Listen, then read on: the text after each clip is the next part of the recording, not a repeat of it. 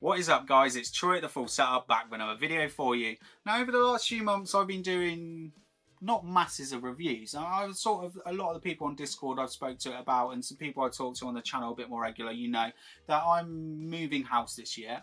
So I'm getting this house ready to sell. Got another house to move into, going to end up in a much bigger YouTube area. But one thing is that I haven't had a huge amount of time to do graphics card reviews and gaming benchmarks. I missed some of them over the Christmas period because it was the first Christmas at the girlfriend's house and I wanted to make it a good Christmas for her children as well. So I thought we'd start from the bottom and work our way up, because it's about time that we got some gaming videos back on the channel. You'd agree? Yeah, definitely. So this one is going to be a bit of a mouthful for you, because this is the EVGA GeForce GTX 1650 Superclock Ultra Gaming, and I think it might even be OC edition as well. Real long name there, EVGA. Now this graphics card retails for about £160, and I've been really interested to actually play with this on the channel, and it's one of those that I really wish I did look at last year, because I really didn't like the 1650, and just like the rest of you didn't like the 1650 either, because it was the same price as the RX 570, and the RX 570 pissed rings around it. Now Nvidia has come back, this is their answer to it, and it does offer some very good 1080p performance in that mid-range between £100 and £200. Now this video is sort of going to be like a mini review for you, so we're going to unbox the graphics card in a minute. I'm going to give you a little introduction to the card, talk about the specs a little bit more as well. I'm then going to plug it into the system. Well, it's already in the system. We're going to do some thermal scores, some sound scores. We're going to do a little bit of overclocking, but I will do a full overclocking guide and put the link in the description below. And there is going to be some 1080p benchmarks as well, stock versus overclock, to see how the card performs. Again, I'm going to do a big extended video of this graphics card, one of my 15 to 20 game benchmarks, and the link in the description will be below. Anyway, let's unbox this little graphics card. It's already unboxed, Troy. Let's unbox the card. It's already unboxed, Troy. Let's unbox the card. It's already unboxed, Troy. We'll get stuck in a loop, won't we? We're stuck in a loop. Stuck in a loop. Now, while I get this graphic card unboxed, we'll just do a little tour around the box. I also want to just talk about the graphics card a little bit, about why I was very interested in the GTX 1650 Super, and why I wish I sort of reviewed one last year, because I didn't like the 1650, and I didn't like the 1650 because it didn't have enough power. Because it only had 896 CUDA cores and 56 texture units. I know we can all say, okay, it didn't need any external power to power it, but it just wasn't enough. The RX 570 just absolutely, there was no reason not to buy it. Now the 1650 Super, they've upped the CUDA core count to 1280 and the texture units to 80, so that's about a 43% increase.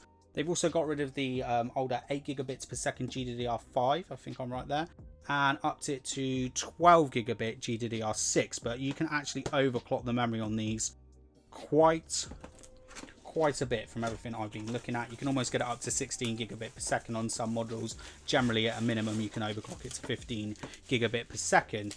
Now, this card comes in with a boost of 1755 megahertz, but you'll find, as we'll have a look later, that it actually does boost quite a bit further than that. And I think its core clock is rated at 1530. I think that's what they're all rated at.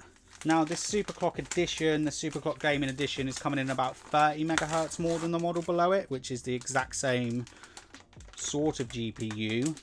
Honestly, just buy the one that you can get for the best deal. If it's the one that's 30 megahertz less, you aren't going to notice it, and you can easily add that to it as well. Now I haven't got my GTX 1660 here for comparison, but I will do it in the extended gaming benchmark. I will bring that back from Jenna's and we will do some tests on that. But I'm much happy, just looking at this straight away, I am much happier with this than that really chunky 3-slot one. There is quite a bit of plastic on here. Got some more here.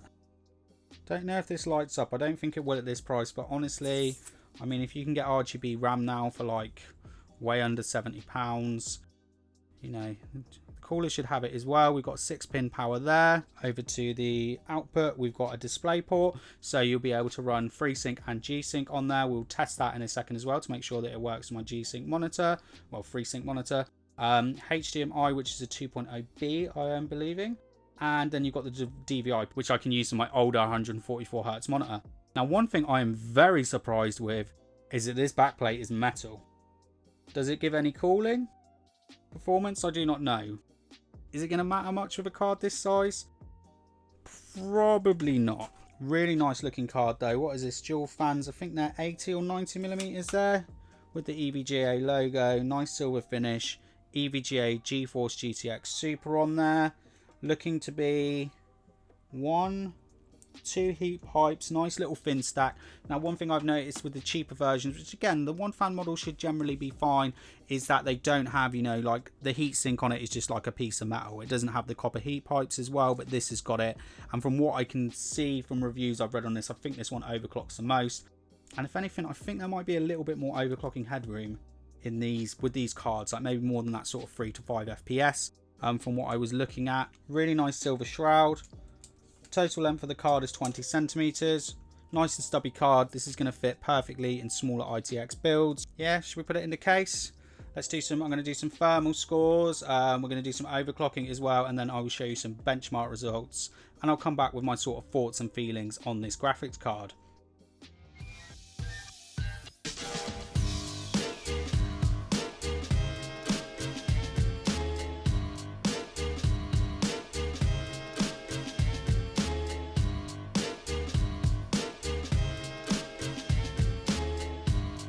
So the graphics card is installed then, super easy to install. Definitely looking a little bit, well, quite a bit smaller than the RTX 2060. And I've got it set up here to my new monitor. This is the LG UL600 4K monitor that I've got for video editing. So obviously we're not going to be doing 4K benchmarks with this, but still means we can fit loads of windows on the screen anyway. But first thing I want to look at is in GPU-Z, as we mentioned earlier. As I mentioned, 1755 megahertz on the boost. But as you can see here, we're boosting at 1875 megahertz in the Heaven benchmark. Now I have maxed the power limit out, but I've left the fan at auto because I want to get you the temperature that you would have if you just plugged it in and didn't tweak with it. But one thing you could also do as well, which just brings the temp down just a little bit. You see I press that button there, the settings icon, and what that will end up doing is setting a preset fan curve, and that will just generally drop the temperature just a little touch as well. But we want straight auto for this, and we're going to use auto for the overclocking as well. We're pairing it with a Ryzen 3600 and 16 gigabytes of DDR4. Now as you can see here in the NVIDIA control panel, we do have G-Sync enabled, so that's there straight away. The VRAM clock is running as it should, 6 gigabit per second. Now I'll leave all this running for about an hour because I think the boost clock will drop down a little bit. We'll see, you know, are these fans keeping the card cool enough, because we're at 62 degrees at the moment, which is absolutely perfect. We'll then do some sound scores, which will be interesting. I'm telling you right now, it's really freaking quiet. And then we'll do some overclocking as well, so we can see the overclocking temperatures, and then we'll do a benchmark comparison of stock versus overclock for you. So we're fastly approaching the hour mark. We're actually about 55 minutes in, but I've decided to stop because the GPU clock has not dropped at all. We are still at 1875 megahertz. The GPU temp hasn't really risen either. It's sort of just always been sat bouncing between 65 and 66 degrees, which gives us loads of thermal headroom for overclocking. As for the fan speed as well, that's at 70%. So that also gives us lots of headroom for overclocking as well. Now we are going to have to restart the PC in a minute, nothing to do with the graphics card.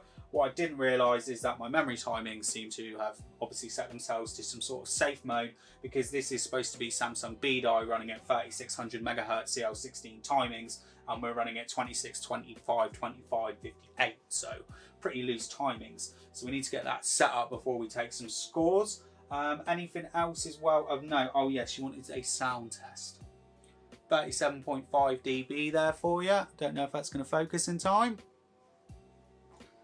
And then we'll do it at the card as well. Love the Deep Cool Cube case, magnetic side panel. We've got a build coming up in the 310 case as well soon.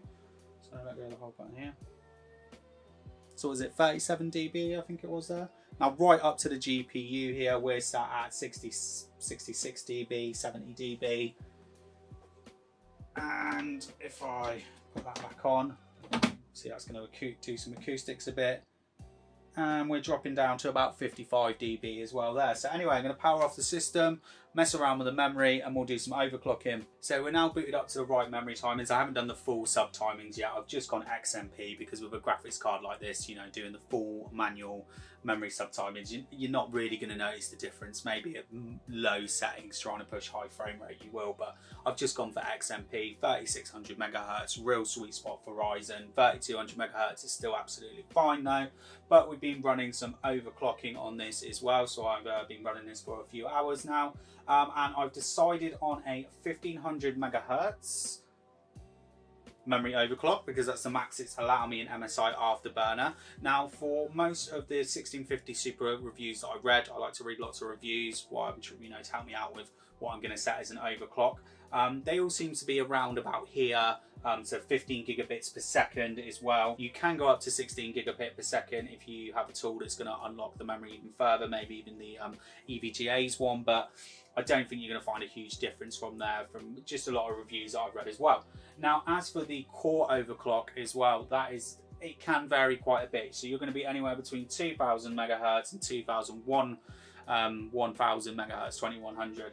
I've decided to go with 150 megahertz core overclock because generally what you'll find is a good starting point when the video is 100 megahertz and then your max is your sort of 200 megahertz. So I think 150 should be obtainable for most of you. If you do get any crashes, back it down a little bit. If you don't, up it a little bit.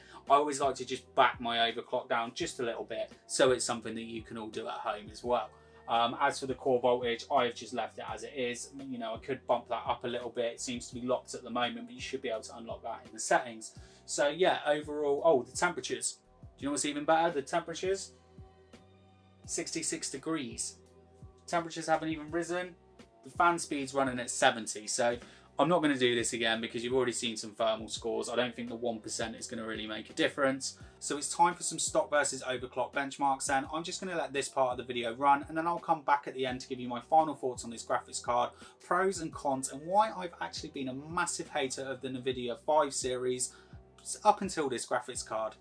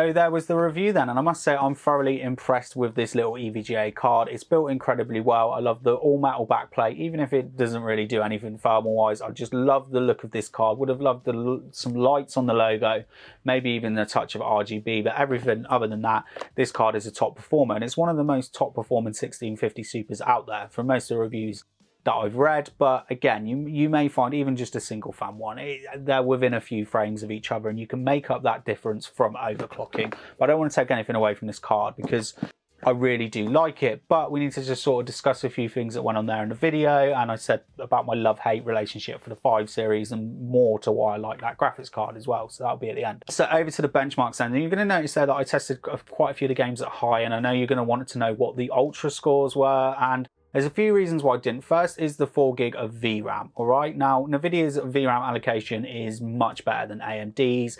They do very well. The 1063 gig was very good as well. But one thing you'll find with certain games when they are really hammering the video card's memory is that you just get the odd little stutter every now and then. Now, it's not to say you can't run Ultra. I mean, there's loads of games, and you'll see in the benchmark you can run at Ultra. But what this card is, this is a card where you want to tweak the settings. So you would set Ultra in Tomb Raider, but then you would turn a couple of settings down. Same in Gears of War, and what was the other one? Shadow of War. So you would set Ultra and turn a few settings down. Now, I do this as a gamer. I mean, on my 2060, I do it all the time. Open world game, max it out. First person shooter, I want over 100, I want to max out my 144 Hertz panel. So I turn some settings right down. But I don't do that for the channel. You will see bits in the gaming reviews, and I'll mention that I've turned it off, but I don't do it when I'm doing pre-run benchmarks. And the reason is let's just say I got a 1660 Super and I ran that at Ultra on Tomb Raider, and then I had the 1650 at Ultra on Tomb Raider, but I turned some settings off, and then they suddenly around about the same FPS, and you're thinking, well, why am I paying this extra money? So that is why I don't use it. But yeah, there was plenty of games that you can max out with this, and it's definitely a much more improvement as well. And the games that you aren't able to max out are very hard to run games anyway. These would be games that you'd be running at medium on a GTX 1650, which brings me to the 5 series, why I've been annoyed with them, because the 750 Ti was an absolute champ. Like, we've all got memories of that card if you own one. It was a fantastic little graphics card, and the 5 series has always been low powered. Plenty of options available, maybe without a 6-pin, half slot. There's a lot of good reasons to like the 5 series, but then there's a lot of reasons not to like it. So I actually had a 1050. I had it for about 2 months, sold it because it was just, there was nothing there. There was better options used, and that is the problem with this price point. There's always a better used option at the £150 price point. And actually the price has crept up because NVIDIA's put the prices of their cards up. I think I paid £100 for the 950. The 1050 was a bit of the same story. Loads of views on it. When I tested it with a G4560, you weren't mad for it. And the same with the 1050 Ti. Now, I was actually very critical of the 1050 Ti. It was a graphics card I didn't really like at all, even though I've posted loads of videos on it and I've probably got a few million views on that graphics card. Now, the reason I didn't like that is because at the time, the RX 470 was the same price, only for a small window. And when the 470 first came out, it was about £15 to £25 more, but it offered 40% more performance. Now, sadly, we obviously had that big GPU mining crisis, and the 1050 Ti didn't get hit as hard. Obviously, the price went up to 200, but that was like the only graphics card you could buy if you wanted budget and new. So a lot of people bought the 1050 Ti, but to me it was a trash card. And I know it's hard when I say trash and it's something cheap, because you're going to all think we haven't all got the money that you've got. Just like I haven't got the money for a 2080 Ti. Do you know what I mean? We've all got different budgets. Just because I say it's trash doesn't mean I'm saying that you haven't got money, all right? Let's just keep that one out of it. But I just didn't like them. So between the 750 Ti and this, I haven't liked the 5 series, but I really like this card. I do think the RX 570 is better value. It's slightly better value. They sort of punch blows. And it's hard because this also punches blows with the 580. If it's an AMD title, they perform a bit better. If it's an NVIDIA one, and to be fair, the problem is there's so many bloody graphics cards between £100 and £250. There are too many. AMD and NVIDIA have just been going back and forth too much the past 18 months. You may think it's great for gaming, but it's hard when you're trying to make a choice. Minus the RX 5500, is it the Navi 5500, which you just shouldn't buy. Whatever you buy between £100 and £250, if that's all you've got to spend, you'll be happy with it. Now, one huge reason why I would take the 1650 Super over the RX 570, and definitely another big improvement as well I didn't mention versus the older 1650, is the Turing HVENC encoder. So if you are a game streamer, now obviously a lot of you think that you need to get very high core count processors because you want the extra cores to your game streaming, which is correct. But NVIDIA's Turing encoder is basically on par with OBS CPU encoding. I mean, that is a very slight difference, meaning that you don't need to flex those cores, because even if you're using like the 3600, you're still going to lose some frames once you start getting that CPU to do OBS as well. I mean, even on the 8 core as well, you're still going to lose some performance unless you run it on the NVIDIA encoder, and then you're going to lose about 5 FPS. Sometimes you don't actually even use any FPS. Now, sadly for AMD, their encoder is just crap, and it's been bad for a while. So that's another big reason. That's the reason why I didn't like the 1650, because it didn't have it. It had the Volta. Was it the Volta one? What was in between Maxwell? I think it was the Volta encoder, which was still okay, but it wasn't like as good as CPU encoder. So that's another big reason. But like I said, if you've got between like 100 and 250 pounds to spend, as long as you don't buy that 5500, you'll be happy with whatever graphics card you've got. And then obviously always look at the used market, because you can get some wicked deals on the used market. But anyway, I feel like I've been waffling for ages. I will be back with some more content. Like I said, I'll be back with that overclocking video. I'll be back with the extended gaming video. Any questions about this card, let me know. And just any questions in general, hit me up on the Discord and I'll get back to you as soon as I can.